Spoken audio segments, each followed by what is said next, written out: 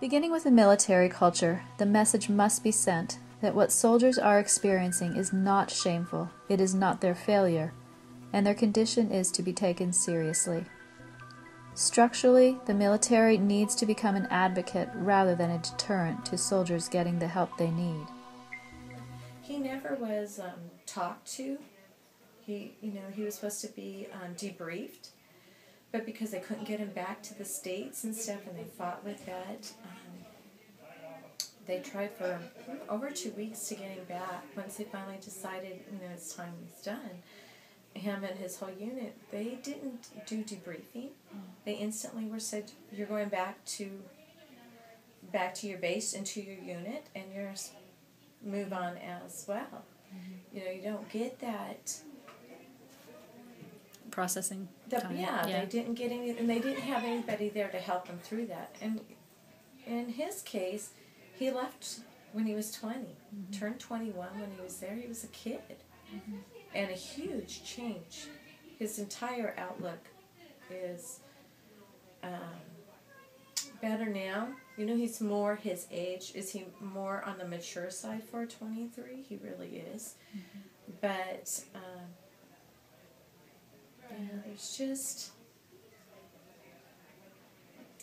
I think the military lacks a lot. I think that there's just a better way. Police get off of their beat and they get a debriefing.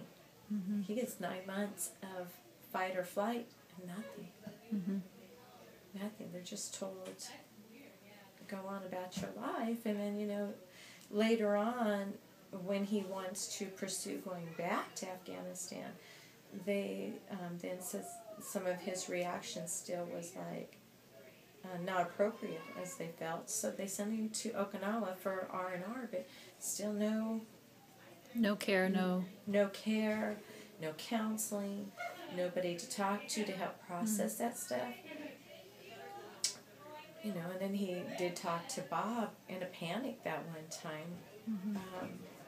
And I still don't know the whole story on that one, and that's not for me. But as a mom and as a Christian, I had to tell him it was okay. Because I didn't want him carrying the guilt of something that was decided for, Curtis was interested, 6th grade. 9/11. To see. It's okay. In the medical and psychological community, developing further research in these areas that have shown success in treating PTSD, such as eye movement desensitization and reprocessing, EMDR, need to be further researched for both short-term triage care as well as long-term rehabilitation efforts, according to Russell. Significant research has also shown great value in psychologists partnering up with clergy to provide trained expertise from both the mental and spiritual sides of trauma. Support groups such as AA and marriage communication workshops geared for military families, both public and within the church, should be available and encouraged in order to address marriage and family issues.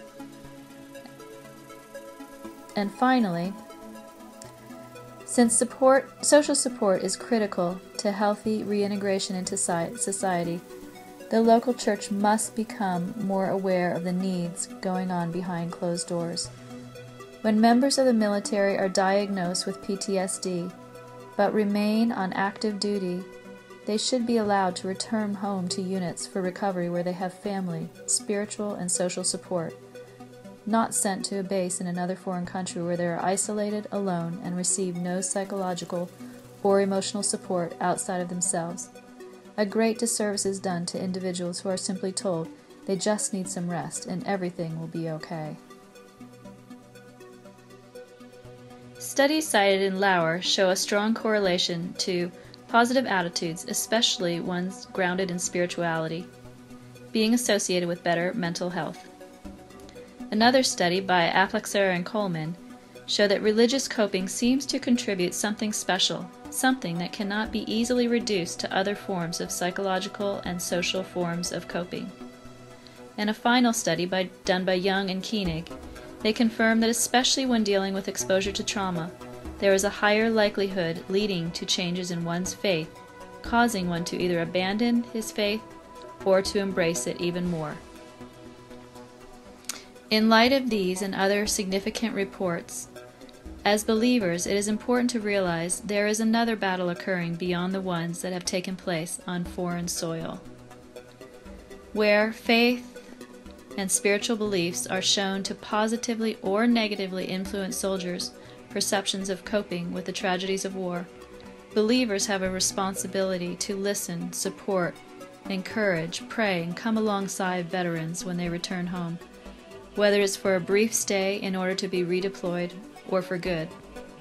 While the government needs to shoulder its responsibility to care for the emotional and psychological residue of war by providing services and financial care, believers must also realize that the struggle against shame, guilt, memories, and trauma that many of these men and women are carrying, that they must assist in healing process unique only to Christ and His forgiveness, comfort, and emotional healing power.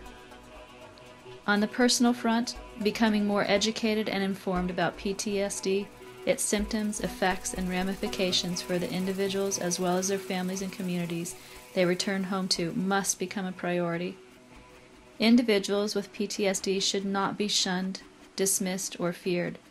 Their needs are real, and more than ever, they need to be enveloped and sensitively reintegrated back into community, understanding that they are not the person they were when they left. They deserve both gratitude and respect for the sacrifices made at great personal cost for the good of our country and for the lives of the people they love. A final word. He doesn't want other people's freedom to be taken. Mm-hmm. And he fights. It really bothered him, like when Morgan joined the military, even though it was the reserves, when he was in Afghanistan, he didn't want her fighting for her freedom. He was fighting for that, and he believes he fights that freedom for you and Daniel and Karis and all of them. Mm-hmm. That you guys don't have to. That freedom is there, and it's being fought for and paid for, and he's doing it. Mm-hmm. And he's already experienced it, and he has no family other than, his sister and myself, basically. Yeah. But he doesn't have a wife, and he doesn't have children, and why should he not be the one fighting it when there are people who are, they need to be home. Mm-hmm. And so he'd rather be the one there in their place versus being the ones that have small children, or have kids, and he doesn't have that. He doesn't have the same responsibility. Mm-hmm. So for him right now, it's his duty to do that. And he thinks enough and loves the U.S. enough to say, I fight for that. Mm. I'm here, I'm fighting for your freedom. Yeah. And it's important to him to know that he was really upset that when his sister joined, because he was like, I don't want her experiencing this stuff. Yeah. And he was like, she is the one person I fought for. Mm. And it's just to give us, he just wants, I think 9/11 bothered him enough that one day we wake up and they changed our entire world. Yeah. And he had no say. Mm-hmm. It's, in 6th grade, they're 13. Mm-hmm. It's just strange how it just affects some different than others.